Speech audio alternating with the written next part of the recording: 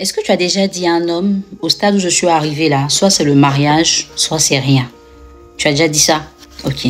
Quelqu'un m'a envoyé un message hier sur mon numéro professionnel pour dire distributrice automatique des secrets. Va doucement et nous, les gens du syndicat, on n'est pas contents.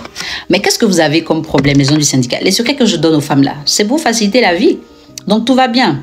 Les filles, ils veulent plus que je vous donne les secrets. On fait quoi? Je me tais ou je parle? Avant d'avoir la réponse, je vais vous parler aujourd'hui d'un autre secret qui est très important. Faut pas garder ça pour toi seul. Et vous aussi, les filles là. Ne garde pas ça. Tu prends, tu partages et puis tu aides quelqu'un. Tu as déjà dit à un homme, au stade où je suis là, c'est le mariage ou rien. Ça, c'est quand il commence à te draguer. Et en général, quand tu dis ça là, c'est parce que tu es fatigué. Tu as donné ton cœur, tu as aimé, tu as été là et tu n'as pas toujours été bien récompensé. Donc tu te dis, plus tu patientes à attendre le mariage en étant dans l'acte sexuel, les hommes ils viennent, ils prennent ce qu'ils veulent et puis ils s'en vont. Donc au stade où tu es là, c'est le mariage ou rien. Mais ce qui se cache derrière cette phrase, c'est quelque chose de très dangereux pour toi, que les gens ne t'ont pas dit. Mais moi, je vais te dire ça. Qu'est-ce qui ferait qu'un homme que tu ne connais pas, qui te courtise, que tu n'as pas appris à connaître, qu'est-ce qui ferait que tu acceptes de te marier avec lui en disant soit c'est le mariage, soit c'est rien? Ça veut dire que si cet homme-là t'écoute, après 3 mois, 6 mois, il peut t'épouser. Toi, tu diras oui. Ce n'est même pas une question de faut prendre du temps pour le connaître, non. Mais lui, il peut te dire je vais t'épouser et toi, tu lui dis oui. Donc, tu es arrivé à un stade où tu n'as plus le choix, c'est ça? Tu es arrivé à un stade où tu n'as plus de critères? Est-ce que tu es arrivé à un stade où tu te dis que tout ce qui vient, tu prends? C'est ce que les hommes comprennent quand tu parles comme ça. Et ça fait peur parce que ça donne l'impression que tu es un cadeau empoisonné. Ce qu'ils appellent go-bombe. Voilà. Parce qu'ils vont se dire, donc elle a fini de faire tout ce qu'elle veut faire, c'est moi qui la mariée, quoi. Genre, elle n'a plus l'espoir, et puis c'est moi, je viens de la prendre, je la mariée. Pourquoi? Elle cache quelque chose. Pourquoi les autres là ne sont pas restés? Pourquoi c'est moi qui dois la garder? Et puis donc, c'est quel genre de femme qui ne trie pas? Peu importe qui je suis, si je veux, elle va accepter. C'est ce que ton message veut dire. Et donc, tu te disqualifies. Même quand il y avait une idée de faire du sérieux, tu es disqualifié. Parce que tu viens en position de victime. Tu viens en position de blessé. Tu viens en position de déprimé. Tu viens en position de... C'est dingue. Je sais ce que tu ressens quand tu le dis. Mais ça se dit pas. Hein, ma chérie, ça se dit pas. Il y a des femmes qui l'ont dit et puis des fois, ça a fonctionné. Parce que les hommes là n'ont pas regardé l'aspect dont je parle. Mais en général, ce qui est général, quand tu dis ça à un homme, il te voit tout de suite comme une personne qui n'a pas le choix. Et dans la vie, quand tu n'as pas le choix, on fait de toi ce qu'on veut. Donc ce qui se passe, c'est quoi?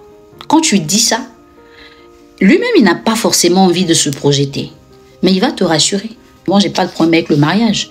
Moi, je cherche une femme bien, qui a telle ou telle qualité. Et comme toi, tu te dis que tu as ces qualités, tu te dis, ok, c'est bon, ça peut aller. Donc, vous allez commencer à vous fréquenter. Mais est-ce que tu ne vois pas que des fois, c'est toi-même qui viens encore au sexe avant que lui te demande? Parce qu'il y a des hommes qui peuvent s'abstenir avec toi, mais ils ne s'abstiennent pas de sexe. Donc, à un moment, il va avoir une attitude qui te met implicitement en compétition avec d'autres personnes. Et si tu n'es pas très sereine, tu vas céder pour donner ce que tu ne voulais pas donner au départ. Et une fois que tu as fait ça, c'est fini. C'est comme si tu avais brisé les codes du contrat. Maintenant, il fait de toi ce qu'il veut. Parce que là, il sent que tu es en position de faiblesse. Dans l'autre cas, ça se passe bien. Vous arrivez au mariage. Mais l'homme, il ne s'est pas présenté comme il voulait. Il ne t'a pas dit totalement ce qu'il attendait de toi. Comme il a dit qu'il cherchait telle ou telle qualité, des fois même tu n'avais pas ces qualités-là, mais tu as commencé à les manifester pour qu'il puisse te valider. C'est dans le mariage que chacun se révèle à l'autre. C'est là que tu commences à regretter certaines choses. C'est là que lui aussi commence à regretter. Parce qu'au départ, vous n'avez pas laissé le naturel s'installer. Tu sais, on ne demande pas à un homme de pratiquer l'abstinence. L'abstinence est une décision personnelle basée sur des convictions. Donc quand tu dis à un homme, moi, c'est le mariage ou rien, ou bien pas de sexe avant le mariage, sois sûr que la personne pense pareil. Parce que si la personne ne pense pas pareil, elle s'abstient avec toi, mais elle ne s'abstient pas. Si la personne ne pense pas pareil, la personne va aller avec toi au mariage, mais sans ce qui accompagne le mariage. Du coup, tu es marié, hein? Tu as la bague que tu veux, mais tu sais que tu n'es pas bien. Tu n'es pas forcément donné le choix. Réaliser ton rêve, tu es marié, mais les mesures d'accompagnement ne sont pas présentes. Donc tu as juste la bague, mais tu n'as pas le mari. Tu vois?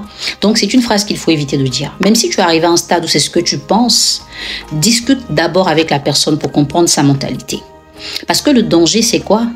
C'est que quand tu le dis trop tôt ou que tu le présentes tout de suite comme un critère important, tu ne peux pas faire la différence entre celui qui a l'intention d'être un touriste et celui qui veut essayer quelque chose. Donc, le touriste même te donnera l'impression que ce que tu veux là, il y a longtemps, lui cherche ça.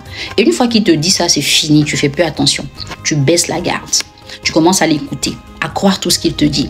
Et il va enchaîner les histoires des relations qui se sont mal passées dans sa vie. Ou ce sont les femmes qui l'ont maltraité. Et tu vas te dire, mes femmes même, c'est pas la peine. Un bon gars comme ça, il y a que on joue avec lui. Le vois en victime, hein, tu commences à avoir pitié de lui. Dans ça là, au fur et à mesure, tes critères là, tu vas tout oublier. Parce que tu te dis, c'est lui qu'il me faut. Alors qu'il est dans une marmaille que toi-même tu ne maîtrises pas. Si tu as raté ton positionnement, tu vas rater tes objectifs. Faut faire très attention, d'accord? Je sais que des fois, tu es à bout, tu as tout donné, tu n'as jamais rien reçu de ce que tu attendais et tu te dis ça sert plus à rien de donner. Mais ça, c'est toi qui le penses personnellement. Tu ne peux l'extérioriser que quand tu penses avoir affaire à une personne qui comprend, qui a le discernement, mais pas une personne qui va te juger. Parce que si tu tombes sur la mauvaise personne, tu rentres dans le cas d'un pervers narcissique. Au passage, n'oublie pas, 3 jours exactement pour t'acheter mon manuel sur le pervers narcissique. 5 codes pour déstabiliser le pervers narcissique. Et en bonus, tu auras dans le même manuel 10 jours de training pour reprendre confiance en toi. Si dans 3 jours maximum, tu achètes ça, chacun de mes manuels coûte 10 000 francs à la base. Mais toi, tu vas l'acheter à 10 000 et tu vas recevoir gratuitement un autre manuel de ton choix. Donc, parmi les autres manuels, le trésor des femmes, le manuel contre la procrastination et le planeur pour mieux organiser ton temps. Tu achètes le manuel sur le pervers narcissique, tu choisis parmi les 3 un autre que tu reçois gratuitement. Messieurs, des fois vous vous demandez, est-ce que ce que j'écris là, ça peut vous être utile? Oui. Vous pouvez acheter le manuel sur le pervers narcissique et rajouter à ça le manuel contre la procrastination. Parce que tous autant que nous sommes, hommes ou femmes, on est des fois touchés par la procrastination et nos projets n'évoluent pas. Donc les deux, parfait. Mais pour les femmes, vous pouvez associer n'importe quel autre manuel à celui sur le pervers narcissique. J'insiste. Tu dois avoir ton manuel sur le pervers narcissique. Que tu cherches l'amour, que tu aies trouvé l'amour, que tu sois déçu de l'amour, il faut que tu t'informes. C'est le manque d'information qui a fait qu'on t'a mis dans tout ça. J'espère qu'on est d'accord, on s'est compris? Ok. 3 jours, la promo finie.